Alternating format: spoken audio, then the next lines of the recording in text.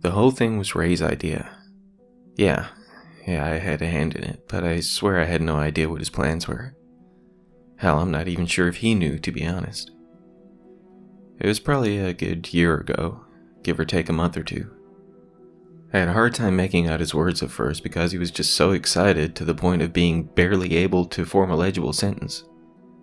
The main thing I got from the call was to get to his house as soon as possible. He's usually a pretty composed guy, but something had him seriously riled up. We'd been friends since we were kids, ever since I helped him with a burgeoning bully problem in the 6th grade. Ray was incredibly shy and quite small for his age, so the bigger kids would lay into him pretty good. I didn't know anything about him at the time, other than he liked to sit alone at lunch. When Ronnie Blige and his goons started harassing him one day, I couldn't let that shit slide. I wasn't especially strong or outgoing myself, but I never could stomach the bigger kids hassling the smaller ones. As soon as they swatted his lunch off the table and pushed him to the ground from his chair, I ran over there before taking the time to consider my actions. I'm not gonna lie, I got my ass handed to me, but I stood my ground until Mr. Norris stepped in. He was a social studies teacher and about as intimidating as a half-flattened grasshopper, but he was still an authority figure. I ended up suspended along with Ronnie and his friends, but it was enough to make them think twice about pushing Ray around anymore. After all, I did get in a good couple of swings on them. When I got back to school the following week, Ray couldn't thank me enough for stepping in when I did. We became pretty tight from then on. Jess was Ray's sister, and I developed a crush on her as soon as he introduced us. Out of respect for my friend, I never acted on my feelings, but the friend zone knocked me out of the running anyway. The three of us spent a lot of time together over the high school years, and we managed to hold on to that friendship after they left for college. I never went to university myself. I was never the best student, due in part to my fairly erratic life at home. I won't get into specifics, but my parents' relationship was always rocky at best. Of course, I wasn't exactly the sharpest tool in the shed either. When we learned the national anthem back in kindergarten, I wondered what a dancerly light was. Of course, I didn't ask anybody, I just assumed it meant really bright, and started using that shit in sentences. Wow, the sun sure is dancerly today. Can I close the curtains? It's way too dancerly outside. Don't call me stupid, I'm dancerlier than you. Yeah, I was about as dancerly as a cave in the middle of the night. Though I wasn't particularly smart, I was always pretty mechanically inclined, so I ended up working at a garage after school. Working on vehicles paid well enough for me to get my own place, away from my folks, and carve out a decent life for myself. Ray dropped out of college after a couple of years, while Jess worked on her law degree for many years after. She always did like to argue. Ray was always quite the intellectual, but he claimed that school was just attempting to dumb him down. Were it anyone else who claimed that, I would have thought them way too arrogant for their own good, but not Ray. As soon as I pulled into the driveway, the garage door opened with my friend standing behind it. His house was nothing especially big or fancy, but it sat alone on a wide open area with a long road that led directly to the huge carport that sat next to the house. "This is gonna be the big one, brother," he said as he ran up to my car before I even had the chance to get out. "Yeah, what's gonna be the big what?" I asked, chuckling at his childlike enthusiasm. "2 words," he began to say before being cut off by his sister pulling into the wide driveway. Jess was with her husband Elijah, who was riding shotgun. He was a pretty good guy, but I can't say I didn't hold just the slightest bit of jealous contempt for him. I'm fairly sure he knew how I felt about his wife, but he was cool enough to let it slide. Ray walked towards his sister and pulled her into a hug as soon as she got out of the car. He smiled at Eli and gave him an acknowledging nod, to which his brother-in-law returned the gesture. He waved us all to follow us into the garage, where he already had some fairly professional-looking blueprints spread across the work table. "You're not serious," Jess exclaimed after glancing down at the prints. "I worked it all out last night," Ray replied with glee in his eyes. "Yeah, okay, you've officially watched entirely too much Rick and Morty," I said, laughing out loud after I looked at the mapped-out sketch of what was labeled Portal Gun. Eli laughed with me, while Jess appeared to be trying to keep her composure. "Look, I know it sounds crazy, but I swear to Christ it'll work," Ray said, looking between us. His voice sounded a bit pitiful, as we had clearly hurt his feelings. "Just trust me, guys," he pleaded. "I'll make sure we're all partners in this. You just have to have faith in me." "Ray, you're my closest friend," I said. "You know I've always got your back, but this is science fiction, not actual science." To call my friend a genius would be dramatically underselling his intellect. Though I had endless faith in his brilliant mind, I just couldn't wrap my mind around this. After dropping out of college, Ray started working on a variety of entrepreneurial ventures. I can't necessarily speak to what said work involved since it's as above my pay grade as my understanding. By the time he was 25, he had several patents and was worth more than $20 million. That's with only 2 years of college. For him to call this ridiculous idea the big one, I couldn't help but wonder what he considered big. That's exactly what motivated my next question. Are you sure you want to risk your reputation on something like this? He seemed to consider what I said for a moment. He was generally very quick-witted and rarely lost for words. Well, around us anyway. Even with all of his success, he was almost painfully shy and introverted. I was usually about the only one he would confide in, which made this whole ordeal even more shocking. He was always close with his sister and even took to Eli pretty quickly. He tried to share his wealth with all of us, but Jess was already a pretty successful lawyer and I was just too hard-headed to accept any form of charity. I did allow him to invest in my own garage though. I couldn't quite rationalize just taking his money as a handout, but he was happy to be my partner in a maintenance shop. This isn't about the money, Ray said, breaking the silence that had begun to consume the garage. He looked at each of us with his eyes wide. There was a strange sort of desperation in his face that I'd never seen before. Nothing I have ever done has left a mark on this world, he continued. This, he said, patting his hand on the blueprint, is my legacy. This could change the world as we know it. My mind was made up before I even looked to Jess and Eli for confirmation. I still thought this idea was completely nuts, but I'd always had my friend's back. I wouldn't change that now, even if I thought his genius may be giving way to a touch of madness. Okay, I said, giving him a half smile. What do you need me to do? Ray lit up like a kid on Christmas morning, while Eli and Jess just nodded their acceptance of whatever his plan held for them.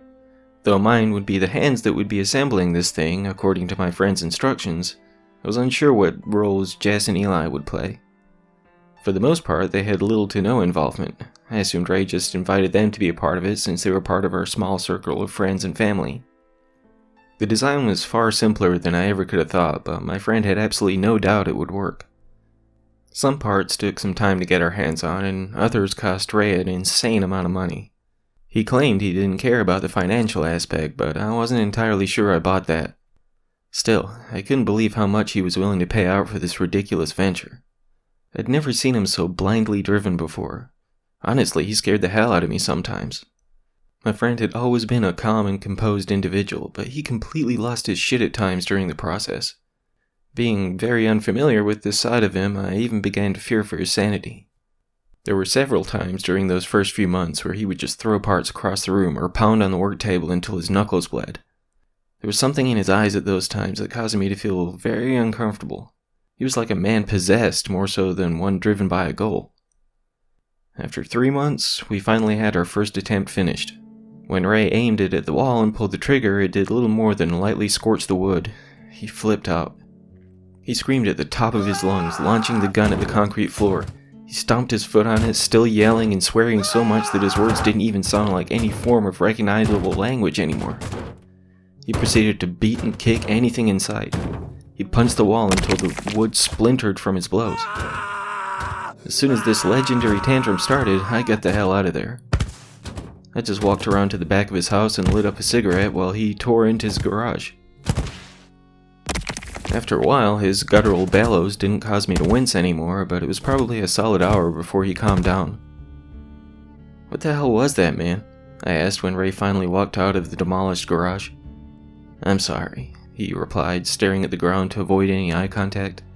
I've just put so much time and money into this. I can't fail. Maybe you should just walk away for a bit, I suggested. No! He screamed out as soon as the words left my mouth. Whoa now, I said, backing away. I'm sorry, Ray said. They won't. I can't stop now. They won't? I asked. Who exactly are they?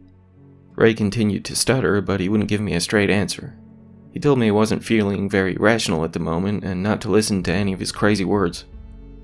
I finally got him settled down and he agreed to take a few days off to clear his head. I was honestly trying to get him to just drop this whole thing, but he wouldn't hear it. We didn't talk for a couple of weeks after that day. It was probably the longest I had ever gone without talking to him, but he had freaked me out quite a bit. I had gotten back into my regular schedule and resigned myself to just washing my hands of this whole ordeal. I felt bad for ditching out on my friend, but I wasn't about to take part in his descent into madness anymore. Just 2 weeks after his meltdown, Ray contacted me again. He apologized for the way he acted and practically begged me to come back to help him. "I worked it out," he said in a trembling voice. I couldn't tell if he was just nervous about making his apology or if he was getting himself worked up again. We talked for a little while longer, after which I agreed to give him one last chance. I can't say I was excited about the prospect of taking part in this endeavor anymore, but he was my friend. After another 2 months, Ray's portal gun was ready to be tested again. My whole body was shaking as he aimed the gun at the wall of his garage again, and my heart was racing so hard it made my head spin.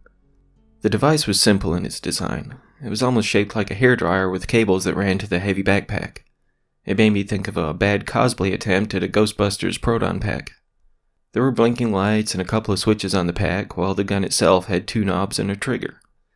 One knob was to adjust the diameter of the portal, while the other was to switch between entry and exit points. The toggles on the back were just to power up and activate the thing, and I'm pretty sure the LEDs were just for show. My friend asked me to flip the switches while he aimed the gun at the wall. "Here goes nothing," he said with his eyes wide and maniacal. As soon as he pulled back on the trigger, a small glowing circle of orange light appeared on the wall. He turned the first knob and the light widened before my eyes. After he let off the trigger, the circle of light changed to a perfectly round hole in the wall. He then turned to the second knob and aimed it at the opposing wall, leaving another equally sized hole. There was nothing special about how the openings looked. There wasn't exactly an enter here indicator, but Ray expected that. He told me to just be sure I kept track of which portal came first. My friend grabbed a basketball from a box to the side of the workbench. He gave me a strange look with a crooked half-smile before he tossed the ball through the first hole. Sure enough, as soon as the ball went through the left wall, it came bouncing through the right. "No freaking way," I said in a monotone voice, as shock would not allow me any more than that. After closely examining the basketball, Ray gave me a wink and ran towards the first hole. "No, wait!" I yelled out, but he was running back through the right wall before I could even suggest that we run some more tests. He yelled out in a frantic and excited shriek after he arrived back on the other side of the room. We both laughed quite a lot when he thrust his arm through the left side and it popped right out of the opposing wall. "You really did it," I said with a surprised smile. "We did it," Ray replied with his eyes glassy. He asked me to call his sister and ask her and Eli to come by. While we awaited her arrival, we conducted a few more tests. I tossed the basketball at the exit portal just to see what would happen. Somehow it couldn't even go through. It just bounced right back at us. We lobbed a variety of things through the origin hole, though we didn't really need to prove that it worked anymore. Honestly, we just had fun watching them go through one and pop out of the other. After a while, Ray flipped off the backpack switches and both walls returned to their previous state. Still in complete disbelief, I smacked my hand against both walls to find them completely sealed and solid. It would still be a few hours before Jess arrived, so my friend and I just kicked back and celebrated our success with a couple of cigars he had bought for this very occasion. He wanted to hold off on the champagne until his sister arrived, but we still cracked open a couple of beers and clinked them together before chugging them down. It was getting dark out when Jess and Eli finally pulled into the driveway. They didn't seem overly amused about coming out here, but they changed their tune after we gave them a demonstration of our accomplishment. They both just stared on with wide eyes and slack jaws as Ray strolled through one wall and out the other. They were at a complete loss for words until we popped open the champagne and passed around glasses. "I can't believe you actually pulled it off," Eli said, barely aware of the drink in his hand. "I always knew you'd change the world," Jess said with a wide smile. Ray was wearing a proud look on his face as he admired his own work. "If it's like they said, you ain't seen nothing yet," he remarked halfway to himself. "That's the second time you've mentioned they. Who the hell are they, actually?" I asked. "Huh?" my friend replied, seemingly pulled from his own thoughts. "Oh, figure of speech," he continued dismissively. I studied his face for a moment. He didn't look like himself at the time. His eyes were somewhat manic again, and his lower lip appeared to be trembling. "You okay, man?" I asked. "Mm-hmm," he replied, not taking his eyes away from the portal gun. After a few minutes of an incredibly awkward silence that began to encompass the room, Ray reached out and flipped the switches back to the on position. He slung the backpack across his back and clutched the gun in his hand. He turned to meet Eli's curious stare. "Do you trust me?" he asked. His whole body looked as though it was shivering. I had no idea what had gotten into him all of a sudden. I had assisted him on a number of projects over the year, from juicing up the turbo on his Mustang to helping him convert a simple and cheap drone into something with an incredibly long range. He had so many projects over the years, I couldn't even guess how many different ideas he had, but I'd never seen him like this. Eli looked at his wife and then over to me. He seemed uncertain and appeared to be looking for confirmation that he should indeed trust his brother-in-law. Jess just shrugged, but I shook my head. I wouldn't even trust my friend with how he was acting right now. I guess? He said, sounding incredibly uncertain. Without another word, Ray quickly switched the gun's knob to the exit position. His expression grew even wilder when he held it outstretched in front of him, aiming the barrel at Eli's midsection. "What are you doing, man?" Elijah said, backing away from Ray. "This is gonna blow your mind," my friend said in a voice that had grown high-pitched and frantic. "Ray, stop!" I yelled out, but he pulled the trigger before I could attempt to stop him. Jessica screamed out in terror as her husband's eyes went wide and blank. I just stared in shock as the portal appeared to wrap around the center of his body that left the upper and lower sections detached, held in place by the opening that glowed with a vibrant green light. I did not see the room behind Eli through the hole, but what looked to be a completely alien landscape. With the neon-like hues emitting from the void, it almost resembled gazing through night vision goggles. Jess tried to run to her husband, but I grabbed her by the arm and held her back. She beat on my chest while screaming out, "What did you do to him?" She yelled as much to me as her brother. I don't know," I stuttered, completely lost for words. "I don't know what this is." I needed her to know that I was not part of whatever the hell this was, but I was in complete horrified shock myself. Ray let the gun drop to the ground beside him, and he held his arms out to his sides as something began to appear from within the portal in Eli's torso. "Jesus Christ," I said as I watched two thin skeletal arms reach out and grip onto Eli's chest and upper thighs, with six-fingered, elongated hands. As the creature forced its way out of Jessica's husband, the pressure from its limbs bent Eli's chest and legs backwards into a terrifying sort of reverse sitting position. He appeared to float in midair while the portal held on to the two halves of him, though I heard his bones snap and tissue tear as a screeching face worked its way out of the hole. The head looked like a deformed human skull with a greenish-gray skin tightly wrapped around it. The face split in the center to reveal long and widened teeth. As it shrieked, its whole head halved in the middle, making it look like a nightmare version of Pac-Man. It had no eyes, only the wide mouth and stretched skin that continued down to the emaciated and sunken chest that forced itself through the void in Eli's body. As my senses finally seemed to recover, while the thing still attempted to escape into this world, I picked up Jessica and ran towards my truck. "No!" Ray screamed out while I was attempting to force the frantic Jess into the passenger seat. "There has to be two!" he yelled as he came running towards us. Behind him, I saw the beast fall to the ground after escaping through Eli's body. Though it lay on the concrete, seemingly exhausted from its transition, it looked to be quite tall. The eerily thin frame was mostly humanoid, but each limb looked twice the length of my own. Its whole body looked like an elongated skeleton with that green skin tightly wrapped around the bones. Ray got to the side of my truck and was pulling on the door handle. I had locked it as soon as I got in, but he kept yanking on it until it broke off in his hand. He screamed out again, barely sounding human anymore. He pounded on the window, instantly causing cracks to spiderweb across it. I kicked it into reverse and shot back out of the driveway, leaving my friend to fall to his knees. I took one final glance back to see the portal disappear, and the two halves of Eli fall to the ground. Clearly, flesh does not recover as well as brick and mortar with such things. Ray attempted to run after us as I sped away from his house, but even if he hadn't still been wearing the heavy backpack, I had the pedal pushed to the floor. Once I was sure I had put enough distance between us, I called 911. I had no idea what to tell them, so I just reported a possible homicide at Ray's address. I didn't stop rolling until my truck was running on fumes. Jessica had been catatonic since she watched her husband quite literally fall to pieces before her eyes, but at least she was alive. I considered driving home, but I was certain Ray would go there first if he were searching for his sister and I. I pulled off the interstate to find gas stations and hotels right off the exit. My passenger was still out of it, so I checked us into one of the roadside motels after filling up my tank. I went ahead and just got us one room with 2 beds so I could keep an eye on her through the night. I didn't want to creep her out or make her feel like I was holding her hostage, but my head was still spinning from the evening's events. I still couldn't believe my friend had gone so far off the deep end. Had this been his plan all along? Had he just been using me to bring whatever the hell that was into this world? Jess just lay in the bed across from me, still shivering all over. I would have to try and get her help soon. Hell, I'd have to try and get myself help for that matter. Her body was faced away from me, so I walked over to where she lay to check on her. She was out, thankfully. I could only hope that some rest would ease her troubled mind. It was just when I was about to attempt to lay down myself that my phone rang. I was apprehensive at first, unsure if it may be Ray attempting to contact me, but no. Given the bizarre circumstances the police found when they arrived at my friend's house, I would have to make a statement as to the events that took place. The detective told me they found some video footage at the scene, and I would be required to tell them everything I could. He sounded confident I wouldn't be facing any charges, but they needed to hear my account of what happened.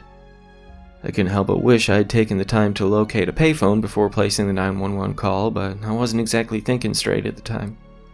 I made arrangements to have someone pick up Jess in the morning, at which point I would make my way back to the police station. I was still very uncertain of what to expect, but I knew Jess was going to be in some serious need of psychological care. The investigator was actually far more understanding of my apprehensions and concerns than I would have expected. The ambulance arrived at the motel just a couple hours later. Jess was still out of it, but the paramedics assured me they would get her the care she needed. After they took off, I headed towards the city I'd fled from only a handful of hours before. Having driven for longer than I realized the previous night, it took me a while to arrive at the station back in Ray's neck of the woods. My thoughts were all over the place, but I just wanted this nightmare to be over. Detective Leary was awaiting me in his office when I arrived. He was an older guy, but I think he appeared more aged than he actually was. He had thin brown hair that had receded a good bit back. He wore a thick mustache and rimless glasses. He spoke in a friendly tone, but his expression appeared quite stern. There were 2 other guys in the room when I walked in, but they showed no motivation to introduce themselves. They both wore dark suits and had similarly cold expressions on their face. They both looked to be maybe in their mid-30s. The shorter of the 2 had a shaved head, while the other sported a blonde buzz cut. Neither of them said a word while they just stood at the back of the room. The detective told me the 2 men were in charge of the investigation, though he would be the one asking the questions. I knew nothing about any of the room's inhabitants, but Leary came off a little intimidated by the duo in the nice suits. It's very possible he was just a skittish kind of guy, but given the pictures on the wall of seemingly very important individuals shaking the detective's hand, I had to assume that it was just these guys that made him so nervous. At the officer's request, I recounted the events of the previous day, along with the details of the project we would work on these past months. It was a grueling conversation, and retelling these facts caused me to physically wince a couple of times. I don't think I had allowed myself to really take in everything that happened until that very moment. By the time I was finished with my story, I found myself just staring at the desk I sat in front of, barely holding on to my own sanity. Nobody said anything after I told my side of things until Leary asked me to step outside for a moment. I shook my head to snap out of my vacant stare and just nodded to the man before walking out the door. A good 30 or 40 minutes passed before I was invited back in. As soon as I strolled through the open door, the 2 silent men walked quickly past me without so much as glancing in my direction. "Well, they seem friendly," I remarked to the detective before the 2 were out of earshot. "You have no idea," he replied. Leary went on to explain that the men in the finely tailored suits were against the idea of me seeing what he wanted to show me. He told me I thought I had a right to view the video footage they had found. "This may be tough to watch, and I'm sure you're going to need a truckload of therapy after everything, so it's completely your call," he said, holding the remote control to the monitor that sat on the other side of the desk. I considered his words for some time before I reluctantly agreed to watch the tape. I wasn't quite ready to face the reality of everything that had occurred, but I just had to know what happened next. As the video began to play, I wondered when exactly Ray had begun recording. I asked the detective to fast forward through the events I had witnessed firsthand and basically cut to the chase. I stared on with wide eyes as the video sped through the horrific act that had been forced on Elijah. Poor guy didn't even have a chance. I have no doubt that even if he had denied Ray's question of trust, he would have still met the same fate. Leary started playing the tape again, and I watched my truck speed away from the house with my friend screaming out after me. The skeletal creature still lay twitching on the concrete by the garage while Ray erratically paced back and forward. "There has to be two," he was muttering over and over to himself as he walked from side to side across his lawn. "There's no time. No time for more. No time at all," he continued, sounding more maniacal with every word. "Just wanted to share with them, but no, they wouldn't. No time. Has to be two. No time now." He went on, just repeating the same thoughts, each more and more harried than the last. "No time," he said somberly as he came to a halt in front of the graying green thing on the floor. "Has to be done. No time left," he remarked one more time before he picked the gun back up off the ground. It had been dragging behind him as he darted back and forth, still wearing the heavy backpack. He stared back into the camera that had apparently been mounted close to the rear of the garage. He didn't say another word as he raised the gun up slowly, planting the barrel into his own mouth. Since he directed the portal down his own throat, I couldn't see the opening for him. He just stood there with his head tilted back while both of his arms dropped to his side and the gun fell back to the ground. For minutes he just stared motionlessly up at the sky. I audibly gasped when the long bony fingers reached out of his mouth. They gripped to the sides of his face and forced the opening wider, splitting and tearing the flesh.